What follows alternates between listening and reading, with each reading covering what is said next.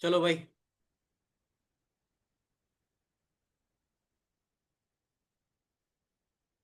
Screen दिख रही है? बताओ। Yes sir. चलो, तो स्टार्ट करते हैं।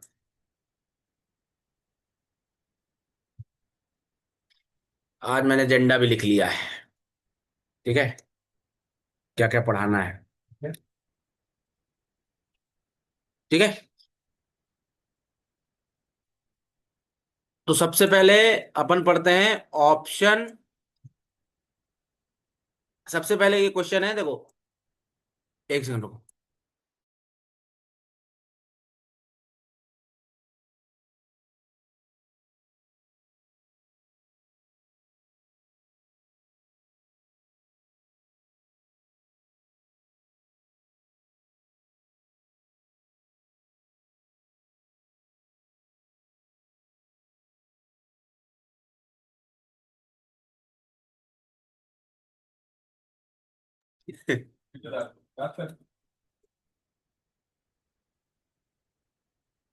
हाँ जी।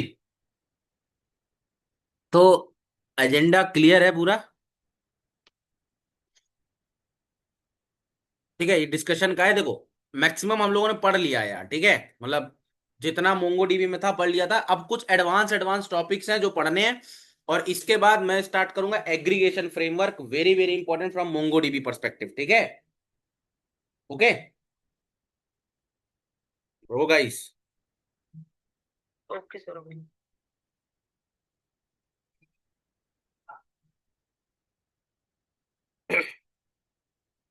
ठीक है, चलिए। तो आई। ओके गाइस, कौन बोला ये?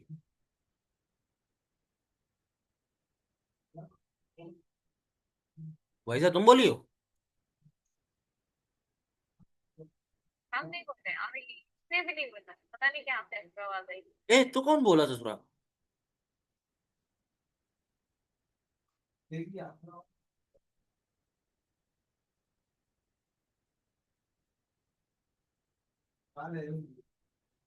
चलो, ठीक है, चलिए। तो आज का डिस्कशन है कि देखो, हम लोगों ने पढ़ा है, इंसर्ट पढ़ रखा है कि नहीं पढ़ रखा? पढ़ रखा है ना? इंसर्ट पढ़ा है कि नहीं पढ़ा? इंसर्ट पढ़ रखा है, यस और नो? Yes sir. अब जो हमने इंसर्ट पढ़ा है, उस इंसर्ट में सबसे पहला क्वेश्चन पूछा जाता है कि इंसर्ट सिंक्रोनस है कि असिंक्रोनस, ये प्रूफ करना है। ठीक है। ठीक है, ये हमें प्रूफ करना है कि ये सिंक्रोनस है कि असिंक्रोनस है। साथ ही साथ हमको ये भी प्रूफ करना है। प्रूफ क्या करना है, मतलब ये प्रूफ करना है कि जो हम लोग डेटा इंसर्ट करते हैं वो सिंक्रोनस वे में इंसर्ट होता है कि असिंक्रोनस वे में इंसर्ट होता है। दूसरा हमको सीखना है राइट कंसर्न। ठीक है, राइट कंसर्न को एक और चीज से जाना जाना जाता है, जिसका नाम होता है WJ time out. WJ time out, ठीक है, WJT। बताऊंगा ये क्या होता है। WJ और T, राइट कंसर्न, एटॉमिसिटी इन मोंगोडीबी। ठीक है। और कस्टम आईडी कैसे बनाते हैं, तो देखो जनरली क्या होता है। मैं मोंगोडीबी स्टार्ट कर लेता हूँ मोंगो एप्स में।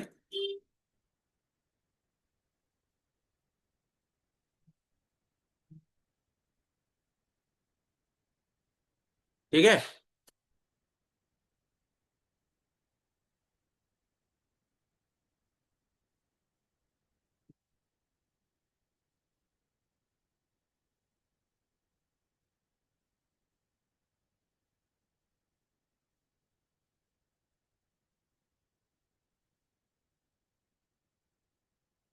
अब देखो यहाँ पे क्या करना है।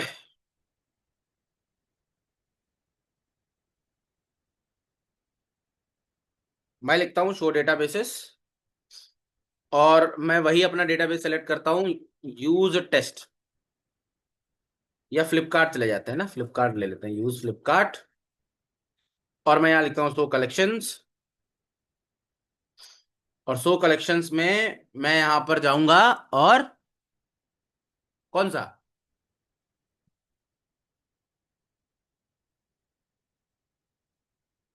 कौन सा?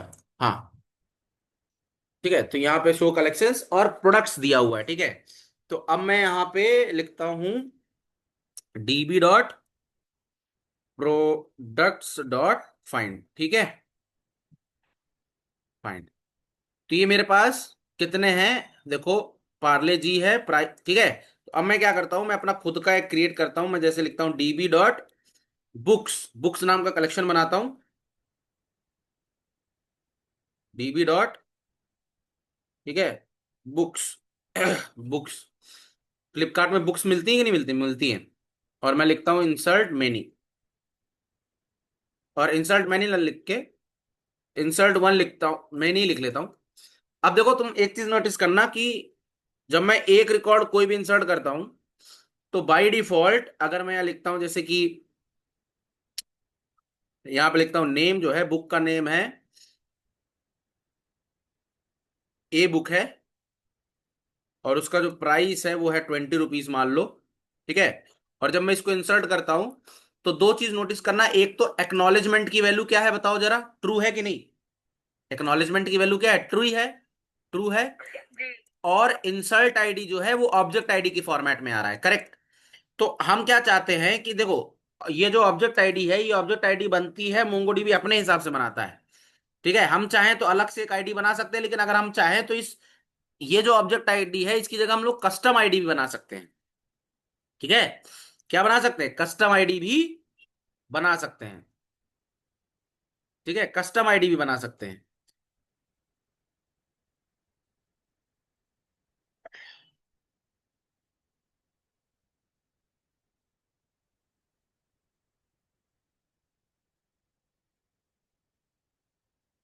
एक्सपेक्टेड मिसिंग सेमीकोलन, छोड़ो। आ, हाँ, तो मैं यहां पर कस्टम आईडी भी बना सकता हूं, जैसे मैंने यहां पे यू आईडी लिखा, यू आईडी, छोड़ो। कस्टम आईडी का मतलब, जैसे मान लो,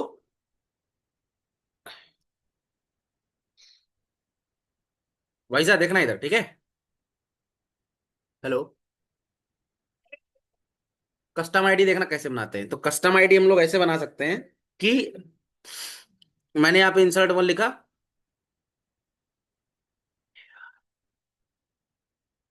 इंसर्ट वन लिखा, और जो अंडरस्कोर आईडी है उसको आप ओवरराइड कर सकते हो, 1001।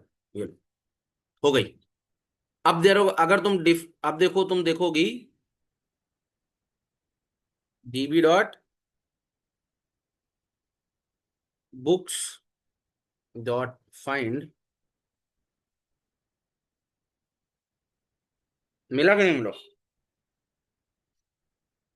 ठीक है, अब इस वाले को अपडेट करने के लिए मुझे वो करना पड़ेगा, मतलब इसको क्या, अपडेट क्वेरी चलानी पड़ेगी। लेकिन हम अंडरस्कोर आईडी को भी ओवरराइड कर सकते हैं। ठीक है, क्लियर है कि नहीं। जी। तो जी। इस तरीके से हम लोग अंडरस्कोर आईडी को भी ओवरराइड कर सकते हैं। मतलब जनरली बहुत सारी ऑर्गेनाइजेशंस होती है ना, जैसे उन्हें चाहिए होता है कि प्रोडक्ट में हमारे यहाँ जितने भी प्रोडक्ट्स हों वो कुछ ऐसे हों। जैसे फॉर एग्जांपल मैं ऐसे PRD -001, ऐसा कुछ। तो इस तरह की आईडी बन जाती है। ठीक है, तो मतलब कस्टम आईडीज उनकी होती हैं। जैसे अब ये इम्प्लॉय होता, तो इम्प्लॉय की जो आईडी होती है वो, तुमको पता है एम्प्लॉय की आईडी जैसे EMP करके ऐसे होती है कि नहीं होती, है ना। तो यह जो तुम लोगों को साइफर में आईडी कार्ड मिला होगा, वो भी जो है कस्टम आईडी होगी। तो अगर आप कस्टम आईडी बनाना चाहते हो, हैं, कोई बात नहीं, नहीं मिला तो कोई बात नहीं है भैया, कोई बड़ी बात थोड़ी ना है। कुछ हो रहा हो ना हो रहा हो, तुम्हारी क्लास चल रही है प्रॉपर कि नहीं चल रही है, बताओ। जी। ठीक है, तो वहाँ पूरा वैसा वसूल हो जाएगा, टेंशन नहीं लो। हाँ, तो मेरा यहाँ पे सीधा सीधा ये कहना है कि हम लोग, अगर आप खुद की मतलब अगर आप खुद की ऑब्जेक्ट आईडी जैसा बनाना चाहते हो, तो आपको कुछ नहीं करना है कि जब आप इंसर्ट कर रहे होंगे तो अंडरस्कोर आईडी हम जनरली पास नहीं करते। तो लेकिन अगर हम अंडरस्कोर आईडी पास कर देंगे, ठीक है, अगर हम अंडरस्कोर आईडी पास करके उसमें कोई भी कस्टम वैल्यू लिख देंगे तो वो क्या कर देगा, जो हमारी ऑब्जेक्ट इंटरनली जो ऑब्जेक्ट आईडी बनती है वो ओवरराइड हो जाएगी। ठीक है, और ओवरराइड हो जाएगी उस वाली वैल्यू से जिससे आप वैल्यू दे रहे हो। और उसमें फिर वही कंडीशन लग जाएगी, कौन वाली, जो ऑब्जेक्ट आईडी में जो रूल लगे हैं वही रूल इसमें भी लग जाएंगे। मतलब इसमें, क्योंकि वो रूल इस वैल्यू पे नहीं लगे हैं, वो रूल इस आई अंडरस्कोर आईडी पे लगे हुए हैं। और अंडरस्कोर आईडी पे रूल ये बना है कि ये वाला प्राइमरी की होनी चाहिए, तो ये प्राइमरी की तरह बिहेव करेगा। अगर मैं इसी रिकॉर्ड को दोबारा इंसर्ट करूं, देखना, तो एरर आ जाएगी। एरर आ गई कि नहीं? एरर आ गई कि भैया आप दोबारा इंसर्ट करने की कोशिश कर रहे हो अंडरस्कोर अंडरस्कोर आईडी को, जो कि ऑलरेडी एक प्राइमरी की है। समझ में आ गई बात कि नहीं? ठीक है, बहुत बढ़िया। चलो, ये तो मैंने बता दिया कि हम लोग कैसे आप जो है, how to make custom ID. ठीक है, how to insert the custom ID instead of object ID. Object ID. ठीक है, and add it as a primary key. ठीक है, तो आपको याद होना चाहिए कि जो अंडरस्कोर आईडी होता है, देखो, the primary key in MongoDB is recognized by underscore id, and its value is unique by object id। ठीक है, ऑब्जेक्ट आईडी जो होती है वो उसकी वैल्यू होती है। ठीक है, it is a value that makes it unique. It is a value that is like a primary key, that is like a primary key in underscore ID. ठीक है, तो इसका मतलब ये है कि underscore ID already has properties like,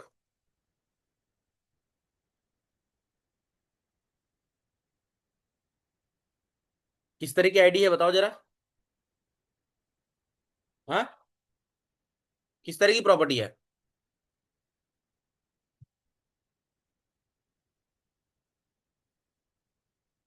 guys, किस तरह की प्रॉपर्टी है बताओ?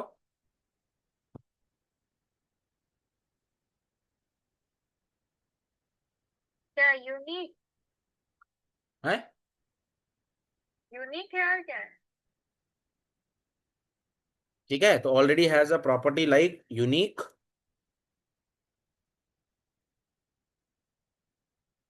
And not null.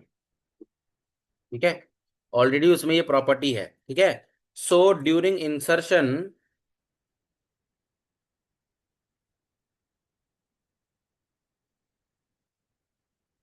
So so during insertion, अरे यार,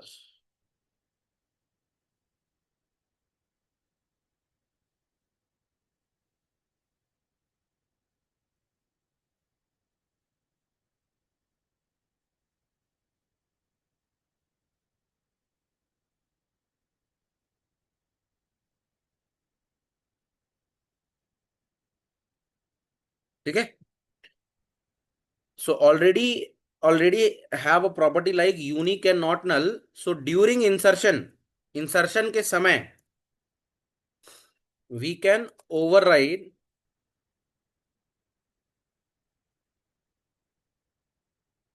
value of dollar underscore ID.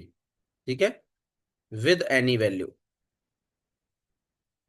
ठीक है, एंड ऑल दी प्रॉपर्टीज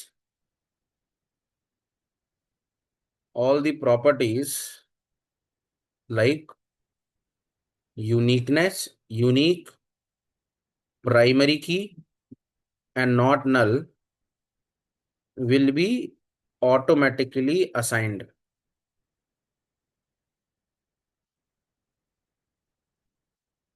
ठीक है, तो क्या सिंटेक्स होगा?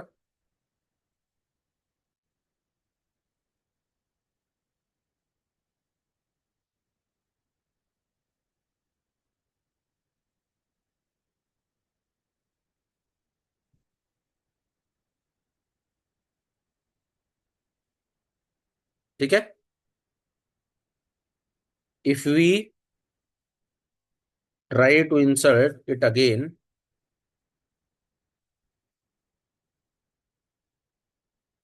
we will get error। ठीक है, अगर हम दोबारा इंसर्ट करने की कोशिश करते हैं तो हमको क्या देखने को मिलेगा? एरर। ठीक है भाई, डन, ये क्लियर हो गया। तो ये हो गया। अब आते हैं नेक्स्ट टॉपिक पे। अब ये प्रूफ करना है कि जो today's agenda, how to insert the custom value of underscore ID primary key instead of object ID, ये मैंने बता दिया। ठीक है, ये गेम हो गया। दूसरा, आपको ये प्रूफ करना है, भाईजा सुन रही हो? दूसरा ये है कि when we insert the record,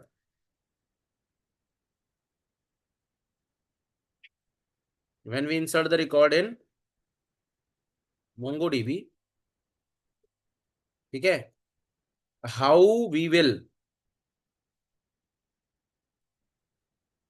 I will identify which record is inserted, which record is inserted at, which record is inserted first, second and third। सही बात है कि नहीं? अगर जो है हम इंसर्ट मैनी चला रहे हैं, समझो बात को, अगर हम इंसर्ट मैनी चला रहे हैं तो ये कैसे आइडेंटिफाई करेंगे कि कौन सा रिकॉर्ड, समझे? जैसे इंसर्ट मैनी है, समझना जरा। अब इंसर्ट, हाँ, कैसे कैसे पता लगाएंगे? ठीक है, तो ठीक है, तो अगला कॉन्सेप्ट बताता हूं, adding time stamp to the data. ठीक है, adding time stamp to the data. तो देखो, during insertion, insertion we try to add four meta fields, four meta, we try to add following meta fields, following meta fields. ठीक है, in real time software, in real time software it is required to find that, find when record was updated, when record was updated, when deleted, who deleted, who modified, and who created। समझ में आ गई बात कि नहीं? तो basically जब भी हम कोई कलेक्शन क्रिएट करते हैं तो उसमें हम लोग कोशिश करते हैं कि ये तीन चार फील्ड दे, जैसे कि मतलब रियल इंडस्ट्री। भाई देखो क्या होता है, यहाँ पे तो हमारा छोटा सा डेटाबेस है, लेकिन जो बड़ी सी इंडस्ट्री से डेटाबेस होता है, जैसे फॉर एग्जांपल मैं तुमको दिखाता हूं,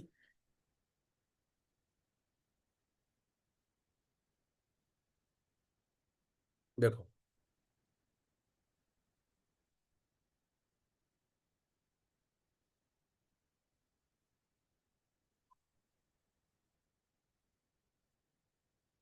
तो यार यूं को जाता हूँ मैं, अरे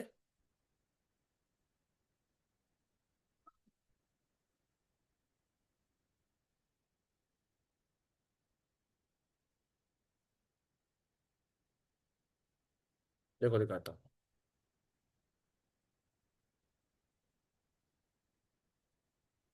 ये एक डेटाबेस है, ये रियल टाइम सॉफ्टवेयर का डेटाबेस है। ठीक है,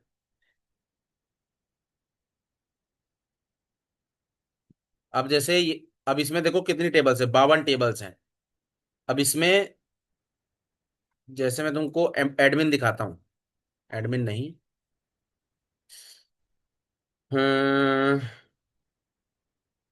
एम्प्लॉइज नहीं, एमएमटी एम्प्लॉइज, इधर देखो, ये जो एम्प्लॉय क्रिएट हुए हैं, इस एम्प्लॉय में देखो बहुत सारा ऐसा इंफॉर्मेशन होगा, जैसे बता रहा होगा, देखो क्या लिखा हुआ देख रहे हो, created at, updated at, deleted at, created by, modified by, deleted by, देख रहे हो कि नहीं देख रहे हो? हेलो। जी देख रहे हैं। ये वो मेटा इन्फॉर्मेशन है बेसिकली। ये 6 फील्ड्स होती हैं।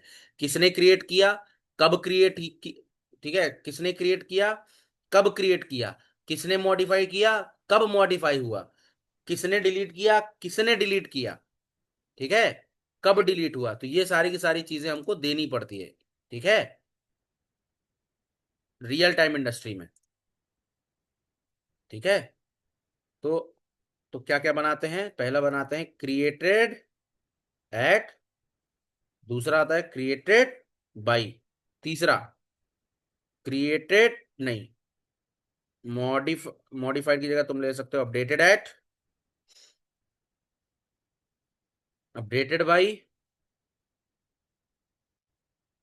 डिलीटेड एट, और छठा डिलीटेड बाई, ठीक है। तो ये चीज है। तो अपन ये सब चीजें बनाएंगे और इससे हम पता लगा सकते हैं कि कब रिकॉर्ड अपडेट हुआ, कब रिकॉर्ड डिलीट हुआ, कौन सा रिकॉर्ड पहले इंसर्ट हुआ, करेक्ट। तो बेसिकली ये जो चीजें होती है ना ये, तो इसमें जो एट एट है वो टाइम स्टैम्प है, जो तुम देख रहे हो एट वो टाइम स्टैम्प है, ठीक है।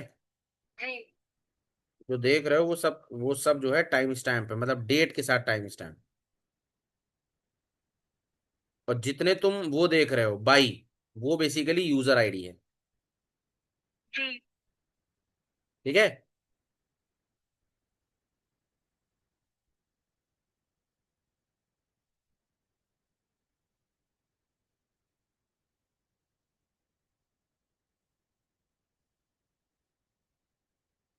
एक second, ji Hemant ji.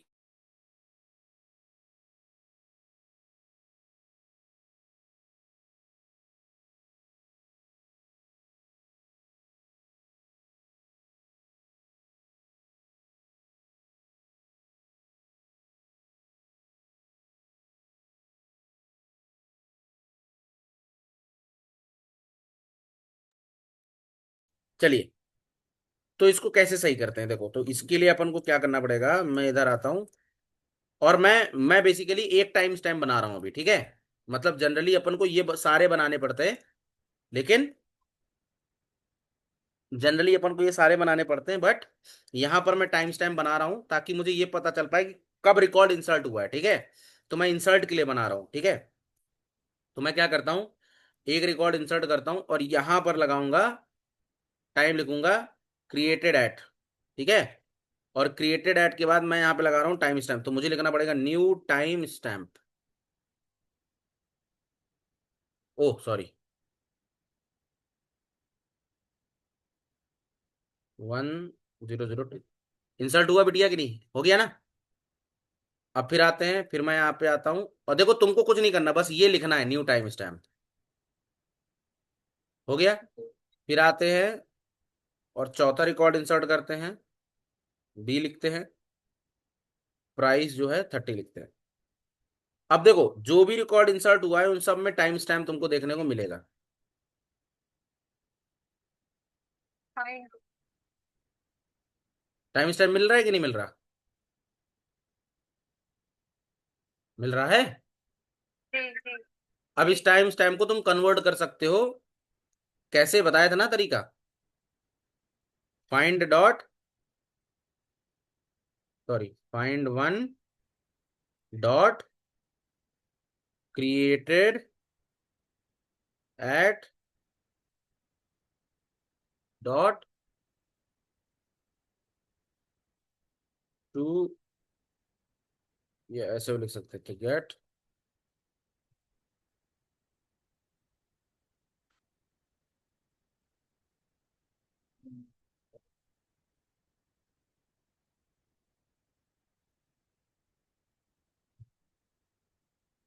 Created at है ना, dB dot find one,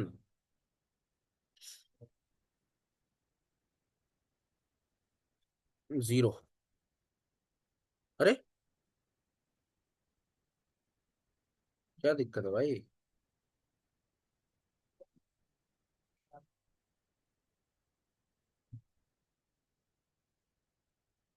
dB dot books dot, अच्छा एक सेकंड, फाइंड लिखते हैं, जीरो लिखते हैं, डॉट क्रिएटेड ऐड की क्यों नहीं मिल रही वैल्यू? ये मिला। बुक्स है, बुक है।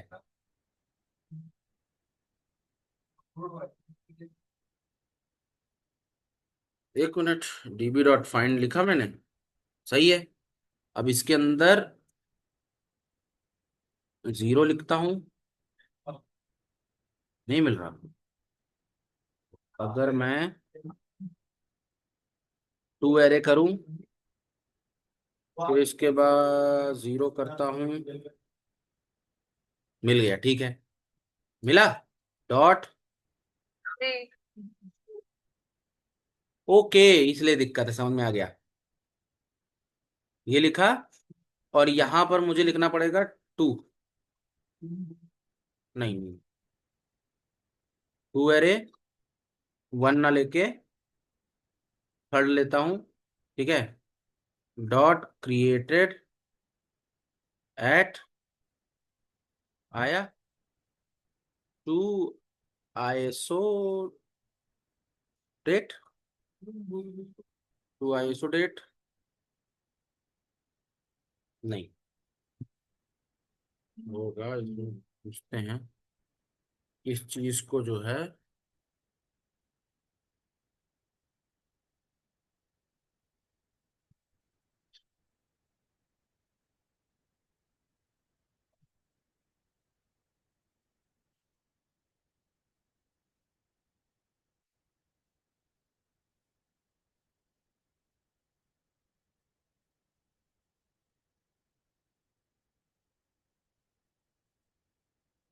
सही है, करते हैं।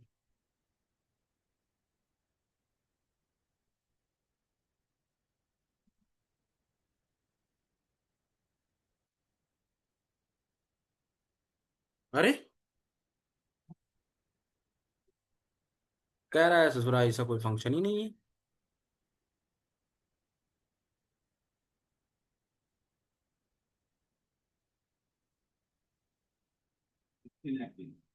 ठीक है,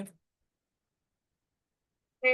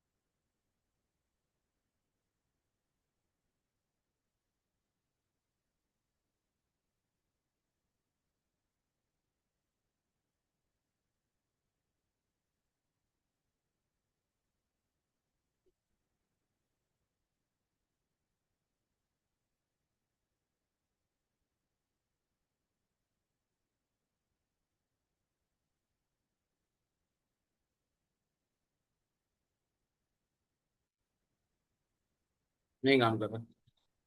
अरे ऐसे कर सकते हैं ना,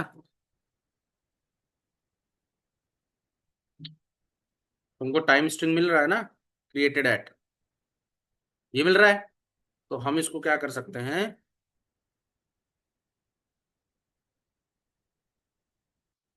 ये करते हैं, तो देखो ये बताएगा कि,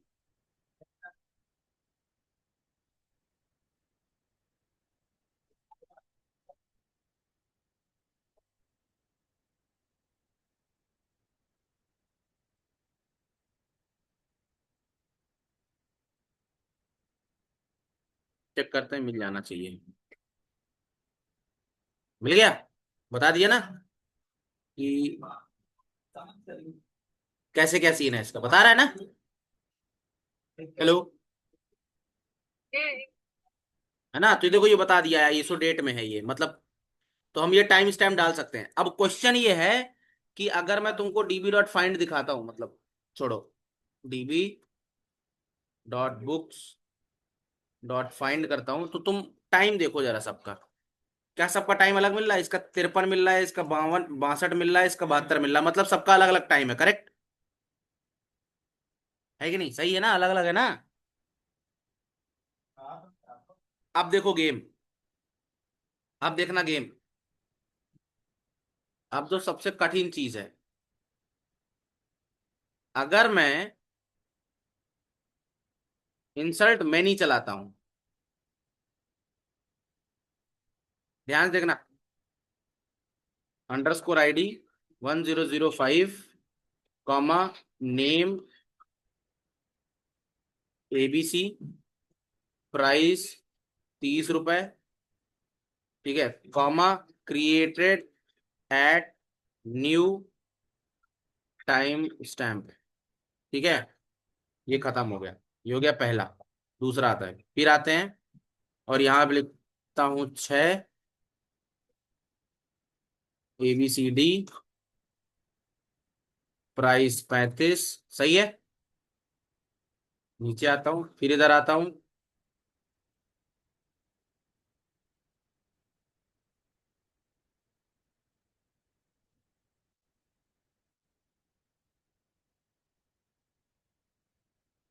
क्या लगता है इन सब का टाइम अलग अलग होना चाहिए कि नहीं, क्योंकि एक साथ इंसर्ट हो रहे हैं, कि एक होना चाहिए टाइम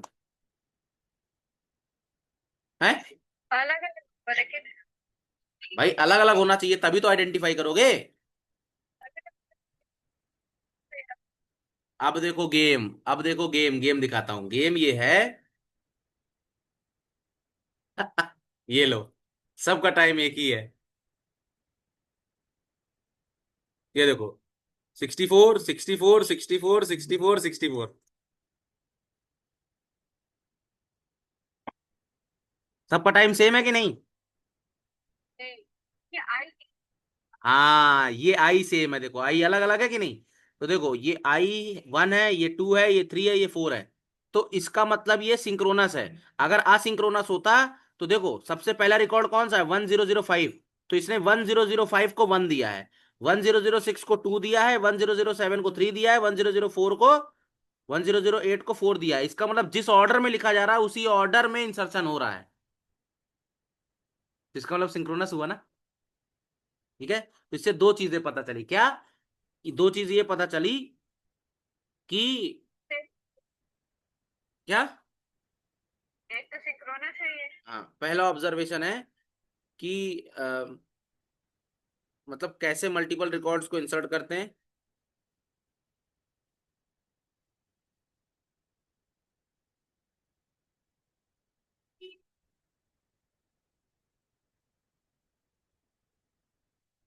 एक तो ये हो गया, कैसे जो है, how to see inserted time stamp, ये हो गया, जिसमें T का मतलब होता है टाइम स्टैम्प, और I का मतलब होता है इंटरवल, ठीक है, इंटरवल काउंटर, ठीक है। इसके बाद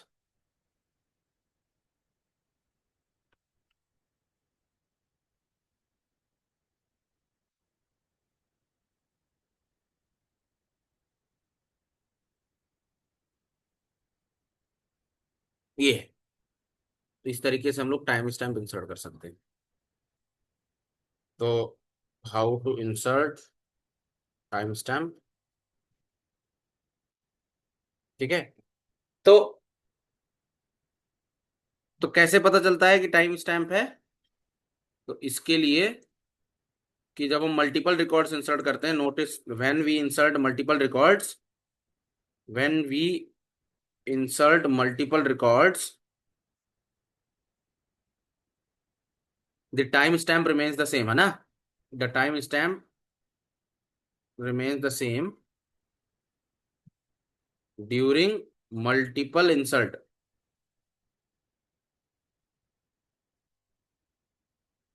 but the order you insert the record,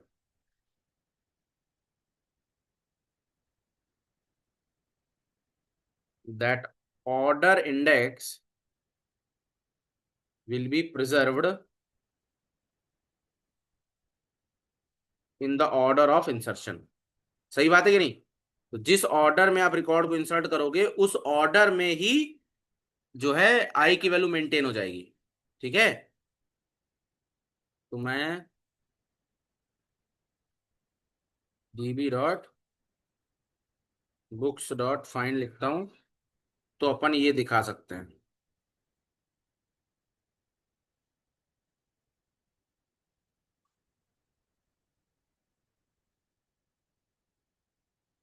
ठीक है, ये देखो, तो ये जो हमारा क्रिएटेड टाइम स्टैम्प है,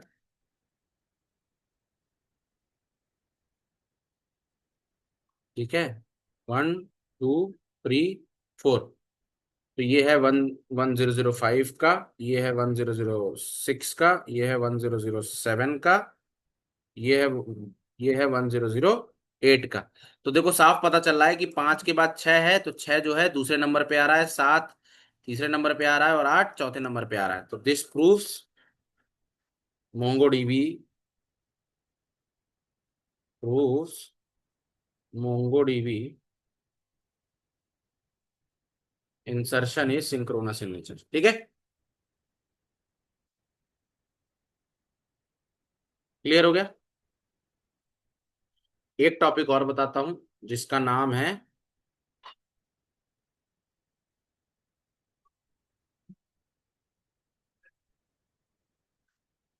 एटॉमिसिटी। जी। देखो हर डेटाबेस में कॉन्सेप्ट होता है,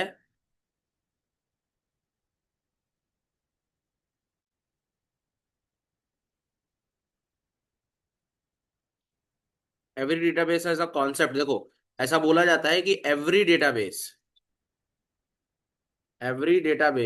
is a legal database only if it supports acid property. ये तो सुना होगा तुमने। अगर वो एसिड प्रॉपर्टी सपोर्ट करता है, ये 10 नंबर का क्वेश्चन भी आता है कि अगर कोई डेटाबेस में acid property, explain acid property, 10 number के लिए क्वेश्चन आता है। पता है कि नहीं पता? ये ACID। पहला है, ए का मतलब एटॉमिसिटी, सी का मतलब कंसिस्टेंसी, आई का मतलब आइसोलेटेड, डी का मतलब ड्यूराबिलिटी।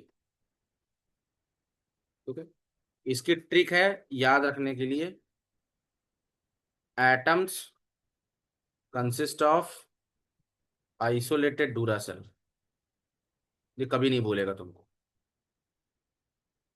कैसे?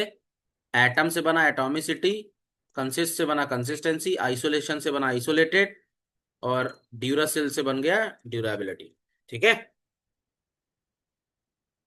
अब एटॉमिसिटी क्या है? एटॉमिसिटी कहता है, एटॉमिसिटी मतलब ये होता है,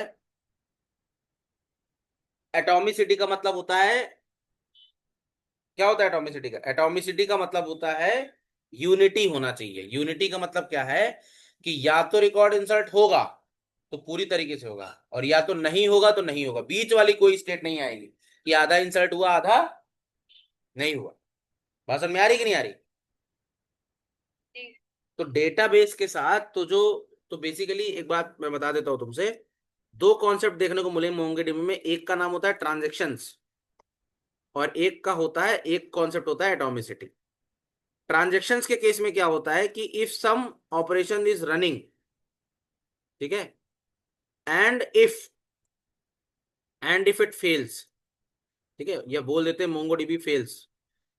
इफ मोंगोडीबी फेल्स, ये मान लो बत्ती चली गई, लाइट चली गई, ठीक है, मोंगोडीबी फेल हो जाता है, लाइट चली गई, तो फिर मोंगोडीबी जब रीस्टार्ट होगा, तो अगर मोंगोडीबी में फेल ओवर हो जाता है कोई सर्वर में, तो ट्रांजेक्शन्स ऐसे काम करते हैं कि या तो होगा तो कंप्लीट होगा, ठीक है, अदरवाइज नहीं होगा, नॉट होगा, बीच की कोई स्टेट नहीं होगी, कंप्लीट और नॉट कंप्लीट। मतलब ये है कि अगर फेल ओवर हो गया तो वो रोल बैक कर जाता है, पता है? अगर फेल ओवर हो जाता है फेल हो जाता है तो रोल बैक कर जाएगा, चेंजेस को रोल बैक कर देगा। ठीक है। तो ये होता है ट्रांजेक्शन्स में। बट एटॉमिसिटी क्या है, एटॉमिसिटी में कॉन्सेप्ट ये कहता है, तो एटॉमिसिटी का कॉन्सेप्ट यही होता है बेसिकली। बट मोंगोडीबी में क्या होता है, एटॉमिसिटी होती है एट एट डॉक्यूमेंट लेवल।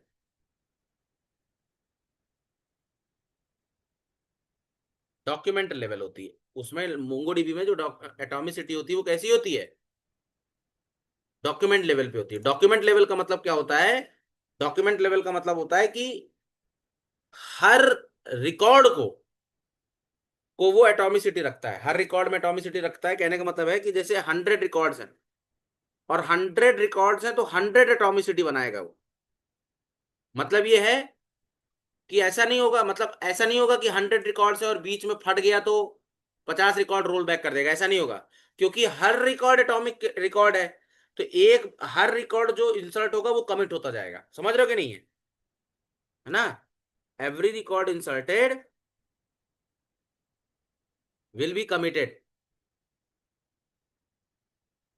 ठीक है। मतलब एक रिकॉर्ड इंसर्ट हो गया तो वो कमिट हो जाएगा, अगला हुआ अगला कमिट हो जाएगा, तीसरा हुआ तीसरा इंसर्ट कमिट हो जाएगा। ऐसा नहीं होगा कि मतलब जब सारे इंसर्ट होंगे तभी एटॉमिसिटी अचीव होगी। समझ में आ गई बात कि नहीं, हेलो। ठीक है, तो ये थोड़ा सा थियोरेटिकल था। ठीक है, तो आज के लिए इतने ही रखते हैं। Bye, take care, good night.